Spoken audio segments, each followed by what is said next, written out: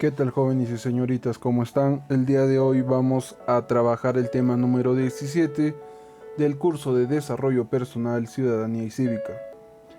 El tema número 17 son las operaciones proposicionales. ¿Cuál es el objetivo del día de hoy? Es conocer y aplicar las operaciones lógicas con proposiciones. Vamos a trabajar un punto importante que es la lógica con las proposiciones conjuntivas, disyuntivas, condicionales, bicondicionales y negativas. En este primer punto tenemos lo que es la conjunción. Y dadas las propuestas P y Q, la conjunción es el resultado de componer estas proposiciones con el conectivo lógico I, que se denota con el símbolo la V al revés. Se describe P y Q y se lee P y Q. Por ejemplo, lo que hemos puesto acá, ¿no? Si P es, supongamos que es 2 es mayor que 5 y Q es todo número impar es primo, entonces P y Q, 2 es mayor que 5 y todo número impar es primo. ¿Por qué? Porque esto lo vamos a llevar a una tabla de verdad, ¿no? Pero antes de esto tenemos que entender que las proposiciones conjuntivas es verdadera. Cuando las dos proposiciones P y Q son verdaderas, en cualquier otro caso es falsa. Entonces, como nosotros estamos viendo en la imagen acá, vamos a poner, ¿no? P y Q es verdadero si P y Q son verdades simultáneamente, ¿no? En el cuadro las dos proposiciones son verdaderas, entonces ponemos P, que es verdad, verdad, falsedad, falsedad, y Q, verdad, falsedad, verdad, falsedad, y lo resolvemos. Entonces decimos que la proposición P y Q van a ser, dice, ¿no? Cuando dos verdades es verdad, es verdad. Entonces todo el resto es falso. ¿Por qué? Porque B y F no son iguales. FB no son iguales. FF dice que solo habla en verdad, ¿no? Cuando dos son verdades es verdad. Entonces todo el resto vendría a ser falso. ¿Qué es lo que pasa en la disyunción? En la disyunción dice que dada todas las proposiciones, P y Q se llama disyunción de P y Q a la proposición P o Q, que se representa por B, parece una V y la Q, ¿no? El ejemplo que nos ponemos es, si P hace frío en invierno y Q, Napoleón invadió Rusia, entonces P o Q hace frío en invierno o Napoleón invadió Rusia, ¿no? Lo llevamos a nuestra tabla de verdad. ¿Qué nos dice esta tabla de verdad? Para la disyunción, esto es solo para la disyunción. En esto dice que si P o Q es verdadera, si P es verdadera o Q es verdadera, ¿no? Poder simplificar este enrollo de palabras, ¿qué vamos a decir en el caso de la disyunción? Vámonos de frente al grano. Para nosotros encontrar la disyunción en una tabla de verdad, según las proposiciones que nos da, vamos a enfocarnos, ¿no? Dice que si si la proposición A y la proposición B son falsas, es falsa. Todo el resto va a ser verdadero. Entonces, ponemos, ¿no? Nuestra posición verdadero. En P, verdadero, verdadero, falso, falso. En Q, verdadero, falso, verdadero, falso. Entonces, ¿cómo lo vamos a solucionar? Directamente a lo que decimos, ¿no? Si la proposición P y la proposición Q son falsas ambas, entonces es falsa la proposición, ¿no? Entonces todo el resto viene a ser verdadero. ¿A comparación de qué? De la conjunción. ¿Por qué? ¿Qué nos decía la conjunción? De que si P y Q, las proposiciones P y Q eran verdaderas, automáticamente es verdadero, ¿no? Todo el resto es falso. Entonces, ¿qué nos dice la disyunción? De que si la proposición P y la proposición Q son falsas, automáticamente son falsas, ¿no? Todo el resto viene a ser verdadero. Dadas las proposiciones P y Q, la disyunción inclusiva o débil es una proposición coligativa que resulta de unir proposiciones P y Q con el conectivo O, el cual se denota por el mismo símbolo, ¿no? Que parece una V, y se escribe P o Q y se lee P o Q, ¿no? La regla de práctica. ¿Cuál es la regla de práctica? Dar a entender de que la disyunción inclusiva de dos proposiciones es verdadera si y solo si por lo menos una de las dos proposiciones es verdadera, resultando falsa solamente cuando las dos son falsas. Entonces, ¿qué es lo que tenemos en nuestro ejemplo? Dice que si por lo menos una de estas pues tiene verdad, van a ser verdaderos.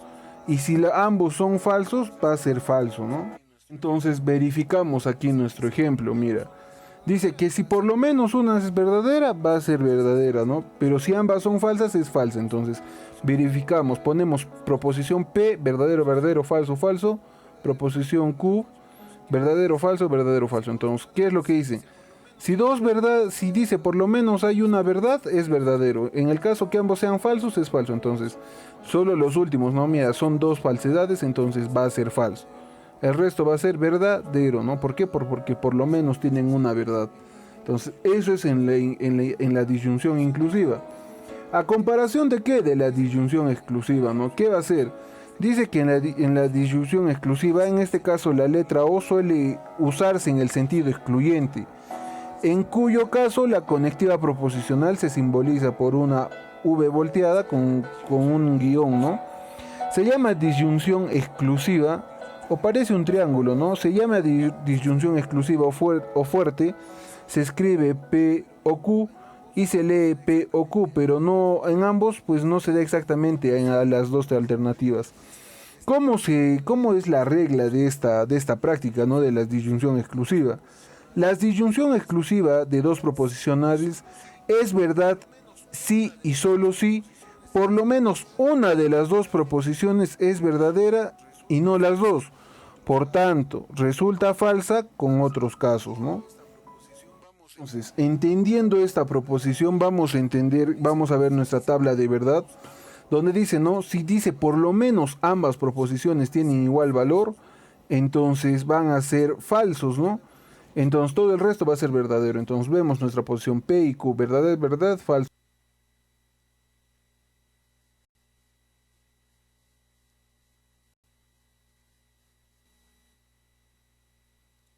Luego vamos a tener qué cosa, lo que es la negación, ¿no?